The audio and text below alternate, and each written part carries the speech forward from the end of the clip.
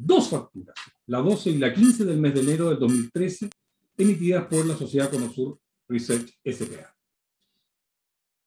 De la acusación de ambos acusadores, hay que tener en cuenta que se señala que la facilitación era para que OAS las utilizara en su declaración de impuesto y por ende rebajara indebidamente su carga tributaria.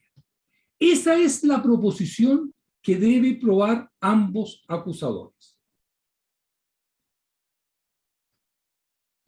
Que al momento que mi representado facilita, es con el objeto de cometer, es decir, por sí mismo, o posibilitar, es decir, para otro, la comisión de los delitos del número 4 del artículo 97 del Código Tributario. Ese es el tenor literal y lógico de la norma en comento. No basta un acuerdo para entregar un documento falso que a la sazón permita la comisión del delito señalado, sino que se requiere un acuerdo con el objeto de posibilitar la comisión del delito del artículo 97.4 del inciso primero. No es suficiente que las facturas sean falsas ni que se hayan facilitado. Se requiere que haya un dolo específico en este ámbito. Ahora, su señoría, para comprender y separar el dolo, que es un elemento que debe ser probado en estos antecedentes, debemos despejar ciertos elementos o clasificaciones del delito que pueden o que se han invocado para señalar que el dolo sí estaría probado. Y me refiero fundamentalmente a tres cosas, su señoría. Se ha señalado que el delito es de peligro, es cierto. Se ha señalado que el delito es de mera actividad, es cierto.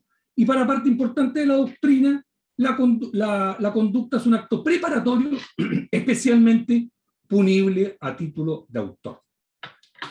Pero ello no libera a los entes acusadores de probar el dolo que se requiere en esta figura. Ese propósito claro y determinado desde el momento que se facilitan las facturas. Es ahí donde debe estar el dolo en comento. Me permito, su señoría, con vuestra autorización, citar al profesor Santiago Mir, Derecho Penal, Parte General, séptima edición. Elementos de la estructura del tipo penal. La conducta típica tiene una parte objetiva y una parte subjetiva. Tiene sujetos de conducta, todo en los elementos de la estructura del tipo, y objetos. ¿Por qué es importante esto? Porque la conducta típica en su parte objetiva abarca el aspecto externo de la conducta. Y aquí tiene importancia la distinción entre delitos de resultado o de mera actividad. Solo en los delitos de resultado se requiere un resultado separado temporespacialmente de la acción realizada por el autor. Pero nada tiene que ver la definición o la clasificación de los delitos de resultado o de mera actividad con la parte subjetiva del tipo. La parte subjetiva del tipo está constituida siempre por la voluntad consciente, en el caso del dolo, imprudente, en el caso de la culpa, y en algunos casos, elementos subjetivos especiales, como en el delito de hurto, el ánimo de lucro. Los sujetos de la conducta, sujeto activo y pasivo. Vamos a los objetos. El objeto material de la acción y el objeto jurídico. Aquí tiene importancia los delitos de lesión o los delitos de peligro. Efectivamente, si se requiere una lesión del bien jurídico, hablamos de delito de lesión y hablamos de los delitos de peligro cuando solo se requiere una puesta en peligro. Entonces, de la clasificación que podemos tipificar el delito en comento, no se toca la parte subjetiva. La parte subjetiva siempre debe estar y nada tiene que ver que sea un delito de resultado o que sea un delito de peligro o de mera actividad o que efectivamente tenga que afectar el bien jurídico más allá de ponerlo en riesgo. Su señoría, esto es ratificado por la doctrina. Y al respecto, su señoría, el día de ayer se leyó al profesor Van Belsen delitos tributarios. Y se leyó, su señoría, en la parte pertinente del libro, páginas 67 y 68. Ánimos y tendencias. Lo que leyó el Servicio de Impuesto Interno, el colega del Servicio de Impuesto Interno, dice relación con lo que opina del dolo y que debe haber un dolo que es un dolo reforzado semánticamente. Pero lo importante es el párrafo siguiente para el delito en comento. Página 68. Y esto ratifica lo señalado en cuanto al elemento subjetivo que requiere el tipo penal por el cual se acusó al representado.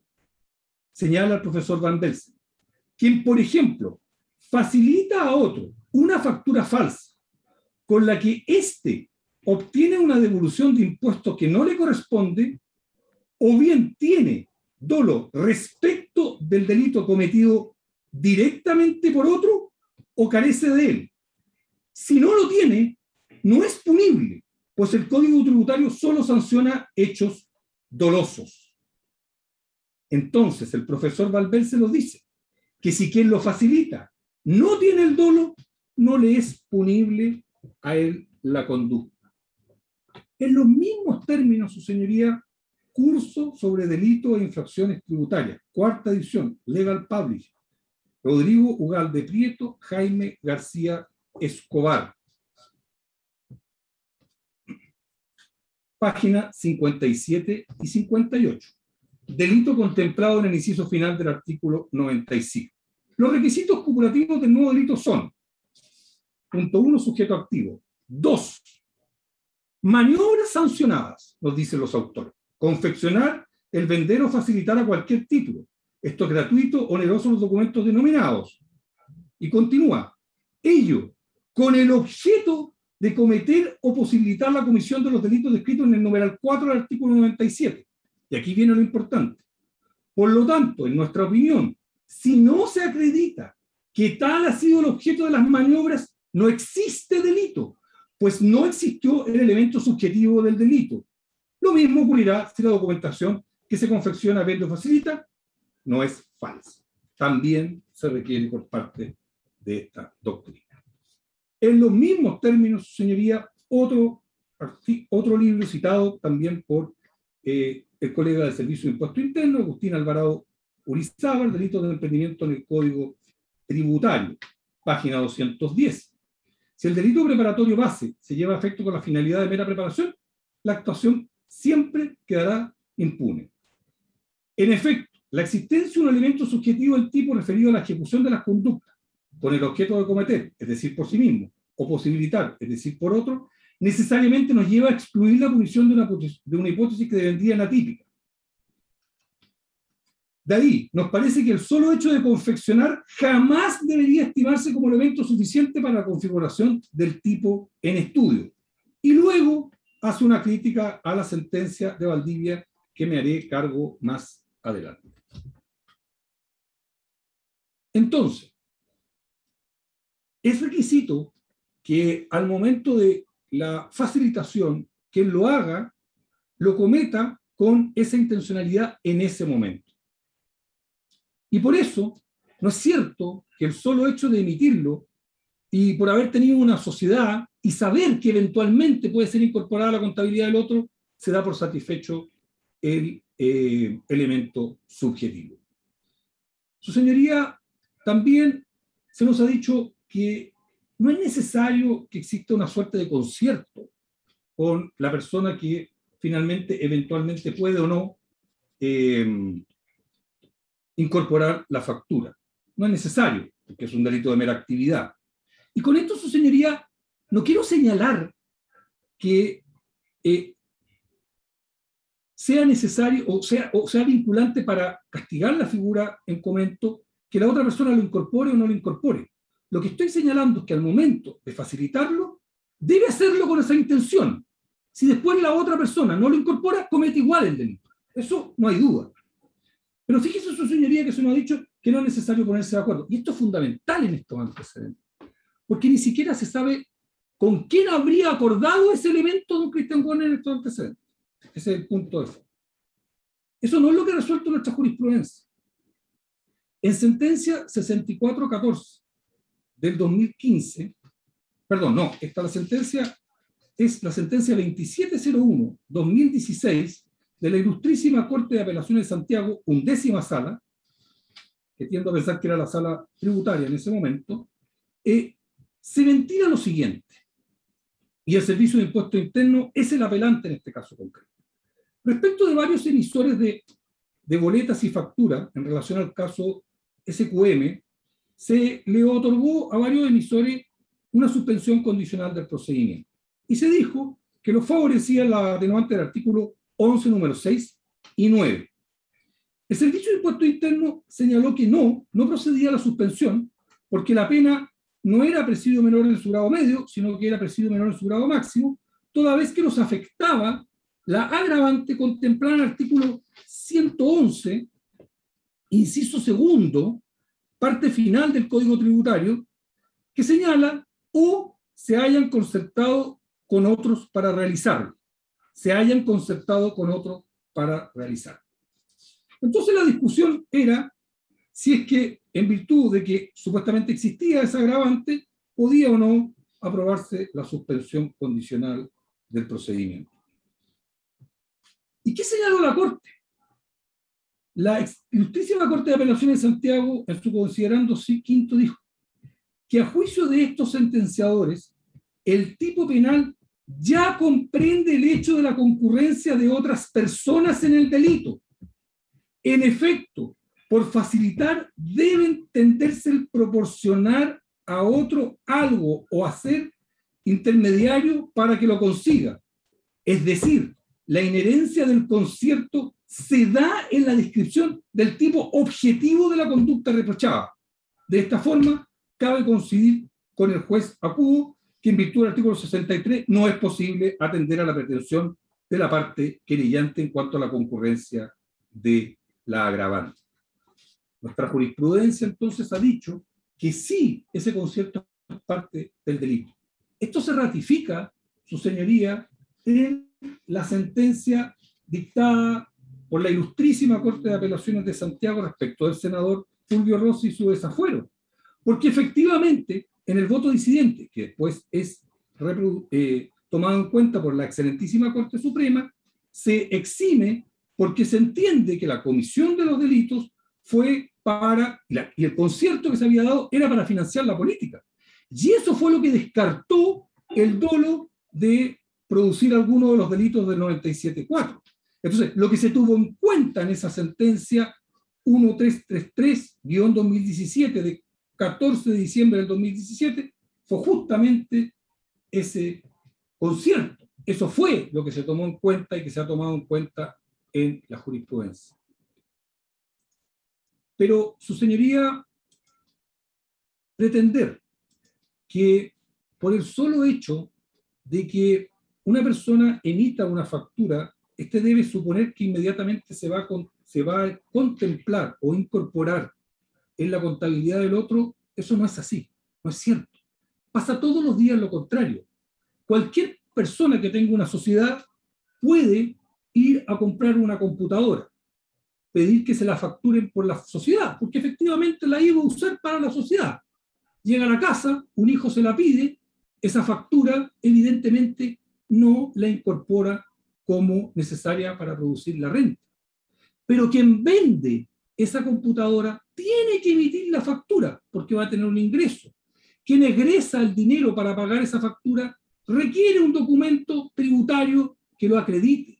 Pero pensar que todas las facturas que se emiten deben ser necesariamente incorporadas para establecer que son gastos para producir la renta, eso no es efectivo. En todas las sociedades del país hay discusiones a final de año por parte de los contadores de qué se incorpora y qué no se incorpora. Y créame que esa factura, para quien la emitió, efectivamente está bien emitida y efectivamente esa persona no tiene el dominio del tratamiento tributario que se le va a dar a esa factura. Y es por eso que el código tributario señala específicamente maliciosamente. Es cosa de verlo, la página de impuesto interno y los gastos rechazados. Se señala que algunos gastos que se hacen por las sociedades, que pueden ser reparaciones de la empresa, pero no necesarios para producir la renta, no pueden ser incorporados como gastos. Pero créame que cuando se egresa la plata de la sociedad, se emite una factura y quien realiza la prestación de arreglar esa propiedad también puede emitir una factura, el otro la recibe, en el caso de quien egresa el dinero. Entonces, pretender que por cualquier persona que egrese una factura debe saber el tratamiento tributario que a quien se lo otorga le va a dar, es totalmente irreal. Finalmente, soy en este punto.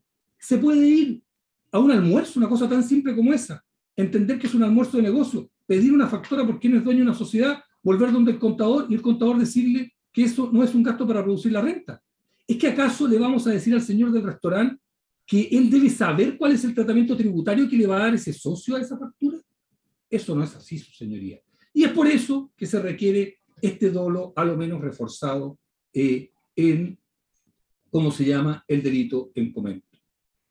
Como le dije, su señoría, lo que pasa en la realidad es que los departamentos tributarios de las empresas son quienes deciden qué hacer con esa factura y si efectivamente en el caso del computador tendrá que asimilarlo a un retiro y pagar los impuestos respectivos, pero no por eso, su señoría, no va a tener un documento de respaldo a la sociedad para poder acreditar el egreso del dinero. Y lo artificioso de la imputación se hace aún más claro cuando se estudia la historia de la ley, que como vuestra señoría ya conoce, es la ley 19.738 de 19 de junio del 2001. Ya desde el mensaje se señala que era el propósito reducir la elusión y evasión, y fue motivada por la existencia de mafias tributarias que usaban testaferros que aportaban documentación falsa para permitir específicamente la comisión de estos delitos. Ese fue el mensaje y eso fue lo discutido en la historia de la ley. Fue el propio servicio quien en más de una ocasión se refirió al objetivo de incorporar esta figura. Señala, en la aplicación del impuesto al valor agregado es muy frecuente la comisión de delitos tributarios mediante la simulación de compras utilizando facturas falsas que las aparecen respaldando, lo que luego le permite a esas personas incluirlas en su contabilidad y pagar un menor impuesto. Cuando el servicio tiene las pruebas suficientes, se querella contra quienes ingresan dicha factura a la contabilidad o contra los contribuyentes que las expidieron. La legislación no contempla una sanción respecto a quienes hacen posible el tráfico de estos documentos que integran verdaderas organizaciones dedicadas a realizar este tipo de operaciones. Entonces, su señoría, en esta historia de la ley se discutió ampliamente el dolo directo dirigido a evadir impuestos. Y se señaló, porque en un principio la ley contemplaba cuatro verbos rectores. Era confeccionar, vender y facilitar, que fueron los que finalmente quedaron, y tener en su poder. Se eliminó tener en su poder, se entendió que el hecho del dolo reforzado podía llevar a que personas que tuvieran facturas falsas en su poder pudieran ser castigadas sin mucha posibilidad de defensa.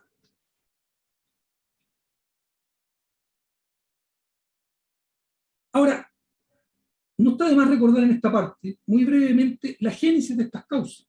Y la génesis de estas causas son cuando se descubren las boletas ideológicamente falsas, supuestamente destinadas a financiar las actividades políticas. Y como efectivamente en la época... Señor Vial, al hablar tan rápido no lo estamos entendiendo nosotros como tribunal, lo que se le pierde la voz al final. Por favor, más pausado, ¿ya? Disculpe, señorita. O más cerca del micrófono, porque nos está costando entender desde acá. Ah, ya, muy bien, señor. Porque estábamos... Un segundo. Iba a empezar a hablar de la génesis de la causa. Sí, bueno, muy brevemente, su señoría, esta parte, en relación a la génesis de la causa, ¿se escucha ahí o no, señoría? Ahí sí. Ya, perdón, disculpe, señoría. El micrófono, entonces. Sí, gracias. Sí, que ahí estoy mucho más cerca, señor. La génesis de la causa es las platas políticas que vuestra señoría de sobra conocen y se hizo calzar esta figura porque efectivamente en el momento no existía la modificación de la ley de gasto electoral que se hizo a través de la disposición de la ley 20.900. No me voy a extender porque vuestra señoría conoce dicha argumentación. Ahora, ¿qué quedó probado en el juicio realmente? Bueno, se probó que Conosur prestaba servicio a las campañas.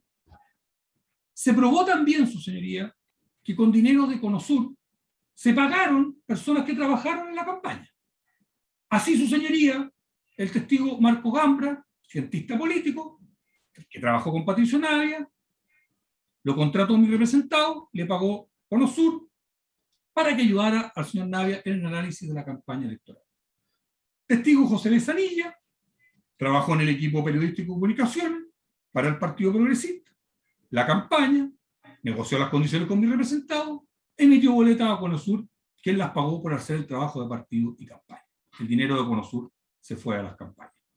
Lo mismo el testigo Carlos Manqueo, quien hizo la práctica en la fundación y luego también Conosur le pagó por actividades realizadas a propósito de la campaña. Bárbara Alcántara, en los mismos términos, jefe de prensa, febrero, marzo y abril del 2013, emitió primero facturas a la boletas a la Fundación Progresa y después fue contratado con Conosur negociando el contrato con mi representante. Marcos Ortiz, en los mismos términos, ya nos señaló que boleteó a la campaña. Entonces, efectivamente Conosur gastó plata en la política, tal cual fueron los otros casos en los cuales se exigió que el dolo no era suficiente. Ahora, es importante porque evidentemente nos trasluce la intención original, el destino de los fondos. Yo no estoy diciendo que sea necesario o que tenga que ver con el tipo penal, pero sí nos da un indicio del eventual dolo. Es eso lo que estoy diciendo. Tiene razón la parte acusadora cuando dice, bueno, da lo mismo que lo gaste en obras benéficas o otra cosa, pero evidentemente esto nos trasluce.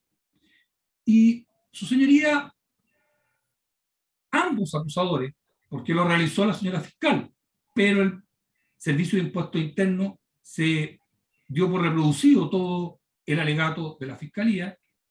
La señora fiscal, en la última pista grabada de su alegato de clausura, desde el minuto 13 siguiente, nos señala que con el dinero de las facturas de Conosur se habría pagado a duda. Por lo tanto, esto tiene importancia para entender, eso nos señala la propia Fiscalía y también se hace cargo de lo mismo el Servicio de Impuesto Interno, que la intención no era que OAS cometiera alguno de los fraudes, alguno de los delitos contemplados en el numeral 4 del artículo 97, sino que era para justificar un pago al publicista duda. Lo que hiciera después OAS con la factura, eso debió haberlo sabido desde el principio, desde la facilitación, el señor Warner, cosa que no hubo prueba alguna. ¿Cómo se intentó probar por parte de los acusadores el dolo que requiere la figura? Con prueba de contexto, pero no con prueba directa. Porque, señoría, no hay ningún medio de prueba que pruebe la proposición que es materia de la acusación. No hay en la rendición del juicio, ni siquiera ofrecida, un medio de prueba para probar que dicha facilitación tuvo por finalidad que la destinataria de los documentos, Conosur, los utilizara para su declaración de impuestos. No hay un medio de prueba que lo diga. ¿Y por qué es necesario que haya un medio de prueba que lo diga? Porque así lo obliga la forma como debemos valorar la prueba conforme al Código Procesal Penal. Sin perjuicio que el Código Procesal Penal no lo dice en ninguna parte, nos señala que el sistema de valoración de la prueba es el de la sana crítica, y no lo señala por razones históricas que no es del caso señalar en este momento. Si es el de la sana crítica, y con la doctrina más avanzada se establece que es una valoración que busca una racionalidad. Pero mire lo que señala el inciso tercero del Código del 297 del Código Procesal Penal, cuyo título es Valoración de la prueba. Señala que los tribunales la apreciarán con libertad. Pero el inciso tercero señala: la valoración de la prueba en la sentencia requerirá el señalamiento de él o los medios de prueba mediante los cuales se dieron por acreditada cada uno de los hechos y circunstancias que se dieron por probada. Esta fundamentación deberá permitir la reproducción. Por lo tanto, debe haber un medio de prueba que pruebe las proposiciones propuestas por los acusadores. En la especie, debe haber un medio de prueba que pruebe que la finalidad de la facilitación era que OAS la utilizara para rebajar su carga imponible, independiente que lo hiciera o no lo hiciera. Pero esa prueba, para probar esa proposición, debió estar presente. No lo hubo, su señoría. Nada tiene que ver eso con que sea un delito de peligro o de mera actividad. Es más, su señoría, se señala que tampoco tiene ninguna trascendencia que se afecte el patrimonio fiscal. Pues bien, la excelentísima Corte Suprema, en fallo 1524-2018, no es lo que opina al momento de no dar lugar al desafuero. Y sobre este fallo me voy a hacer cargo inmediatamente, su señoría. Se señaló ayer, o entendí mal, también puede ser, que este fallo del senador Rossi no tenía que ver con, o no era pertinente porque no era exactamente el mismo delito. Tengo a la vista, y se puede ver, porque es un hecho público, que cuando se solicita el desafuero del ex senador Fulvio Rossi Sciocca, se pide solo por el artículo 97.4, inciso final. Es por ese delito que se pide el desafuero, no por otro. Y ese fallo, respecto a la importancia o no de que existe una afectación del patrimonio fiscal, señala, no surge prueba suficiente, considerando tercero, que permita tener por concurrente en la conducta del imputado el dolo directo de lesionar el patrimonio fiscal, objeto jurídico de la tutela penal contemplada en el tipo delictivo que se le atribuye y que requiere esa intención, pero no aparece evidencia en autos.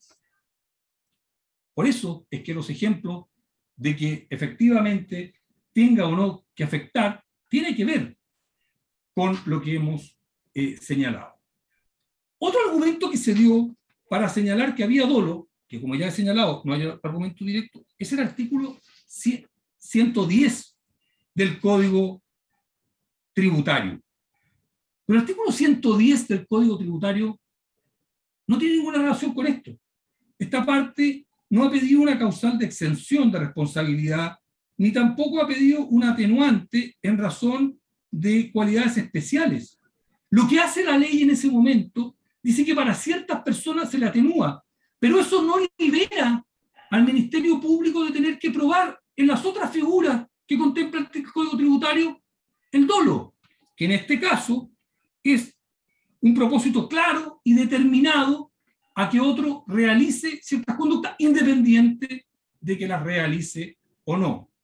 Se señaló que porque era periodista o empresario y porque recibe factura y boleta a nombre de empresa, debía suponer el tratamiento tributario que le iba a dar OAS.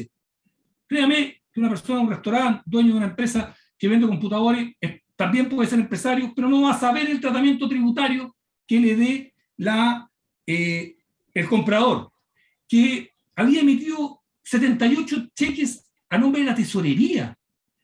Que pague los impuestos o las deudas con la tesorería tampoco tiene que ver con que él sepa el tratamiento tributario que le va a dar OAS a esta factura. Se dijo que instaba a llenar boletas y que muchas personas lo habían señalado. Lo cierto es, su señoría, que ningún testigo lo señaló. La única que señaló que una persona le había dicho a ella fue doña Carla Vergara, y señaló que supuestamente doña Liliana Espinosa le había dicho que el señor Warner le había señalado cómo llenar la boleta. ¿Cuán creíble será esa información? Doña Liliana Espinosa, como quedó claro, era relacionada con don Carlos Muñoz Valle. Doña Liliana Espinosa no trabajaba cerca de don Cristian Warner y le pasó su clave a un contador, Carlos Muñoz Valle, no solo la de ella, también la de su hija. ¿Y por qué es importante Carlos Muñoz Valle? Bueno, porque aparece reiteradamente como la persona que es amiga de la otra persona que se le perdió su talonario, curiosamente, y que se llenó una boleta por 10 millones. Pero don Carlos Muñoz Valle no fue perseguido y ni siquiera fue ubicado, y quedó establecido que era un funcionario público del Ministerio de Defensa. Por lo tanto, darle credibilidad a un testimonio de oídas de una persona que a lo menos podría estar cometiendo una falta administrativa, parece ser que con eso no alcanza para probar el dolo que requiere el delito en comento para, con los requisitos que establece el 97.4, inciso final del Código Tributario. Otros argumentos que se ocuparon, que esta conducta la había realizado en 5 oportunidades y en 12 más con Cencosud.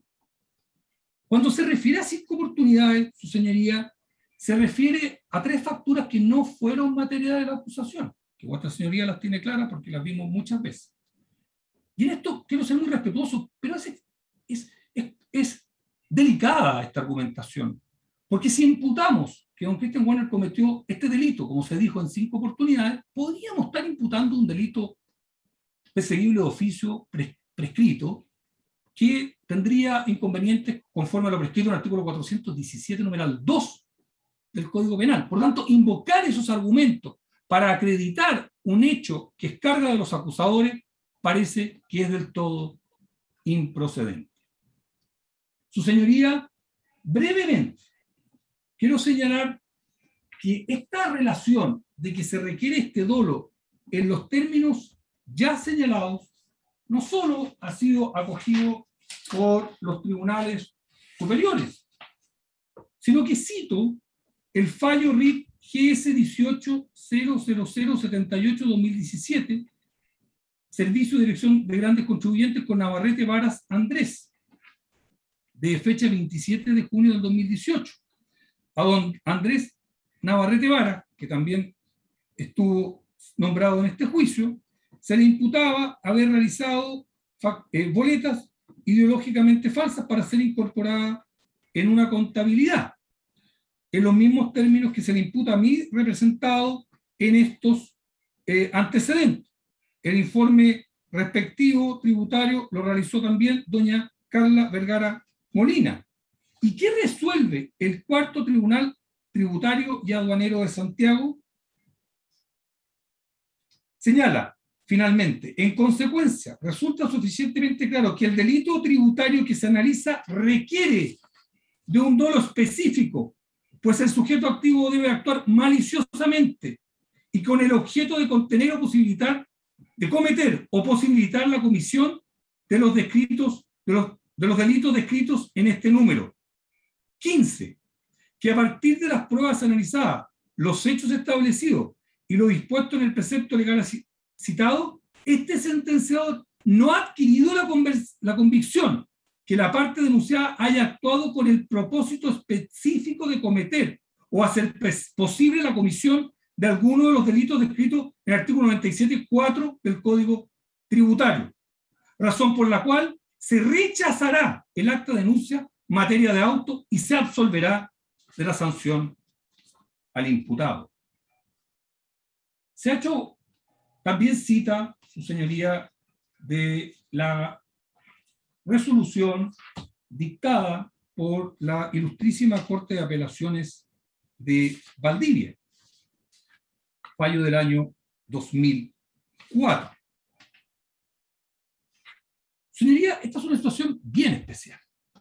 Primero, es criticada por el libro de la colega Agustina Alvarado, pero hay que darle un contexto a este fallo. Este fallo sanciona hechos del año anteriores a la ley, a la modificación del inciso 5, cuando las facturas se realizaban en papel, en papel.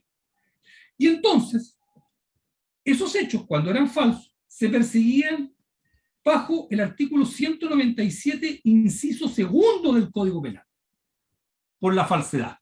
Porque se hacía una falsedad material, real. En ese contexto, con la ley ya vigente, que hoy día nos rige, en virtud de lo descrito en el artículo 18, se favoreció al reo bajándole la pena, diciendo que efectivamente esta nueva figura, y en eso es verdad, podía contemplar la sola facilitación, pero con el espíritu de bajarle la pena. Y ese es el contexto en que se da este fallo. Ese fallo es del año 2004. No es menor tener claro que en esa época Estas conductas se hacían materialmente porque no existían las facturas electrónicas, y entonces se perseguía al título que ya he comentado.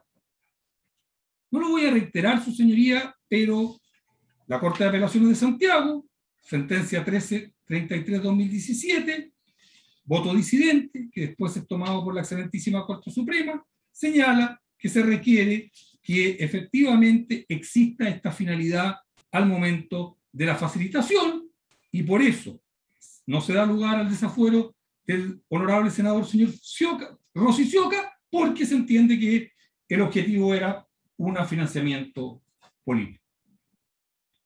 ¿Existió algún medio de prueba que probara la afirmación requerida? No. Y la sana crítica lo requiere.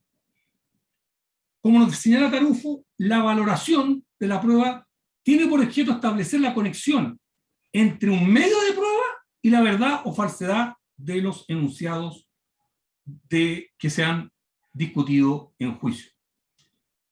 Es verdad, el Código Procesal Penal establece un sistema de libertad, pero establece, como nos señala la profesora Acatino, que se debe dar la reproducción del razonamiento y que evidentemente se debe señalar la conexión entre el medio de prueba y la proposición. Pero no solo eso. Además de eso, su señoría, se debe valorar más allá de toda duda razonable.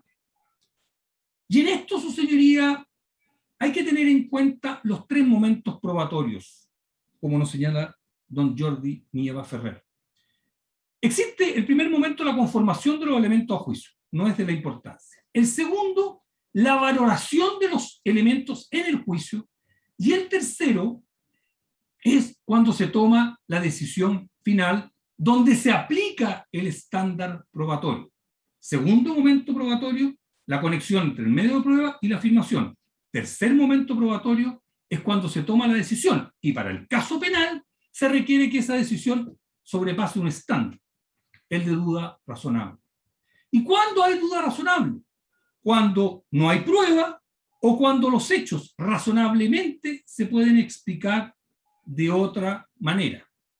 En este caso, su señoría, sostener que se da por probado el elemento subjetivo porque mi representado tenía sociedades o emitía facturas o pagaba cheques es del todo insuficiente, porque eso no establece ni hay conexión subjetiva de qué tratamiento tributario le iba a dar OAS. No se probó que mi representado se juntara con un contador, no se probó prácticamente que fuera OAS, que supiera con quién se había puesto eventualmente de acuerdo para esta factura. Nada de eso se probó, no hay prueba alguna que lo establezca.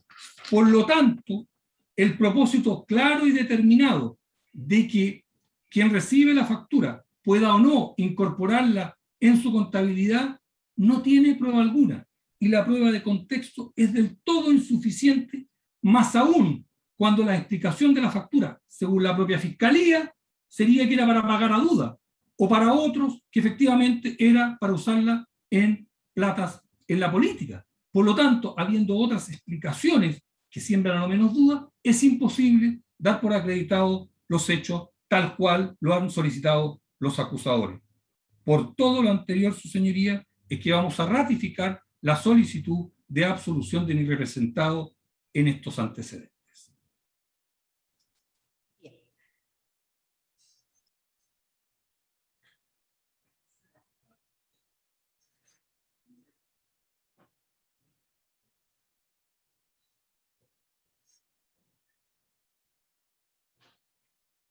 Bien, entonces mañana nos vamos a encontrar a las 9 de la mañana para alegatos de clausura del imputado Enrique Ominami. Lo que le queríamos decir de antemano es que el lunes vamos a hacer la réplica de los acusadores y el martes la de las defensas y últimas palabras, ¿ya? Para que se preparen. De hecho, las réplicas, recuerden que son respecto a las alegaciones planteadas y no una reiteración del alegato, porque como todos ustedes han visto, nosotros no hemos puesto plazos para para los alegatos, porque entendimos que eran razonables también los tiempos, así que ustedes también no se trata de reiterar, sino que de puntualizar lo que quieran resaltar. Con ello entonces ponemos término a esta audiencia y nos encontramos mañana con el alegato del señor Mora. Gracias, señoría. Buenas tardes a todos. Luego, señorías, que estén bien. Recording.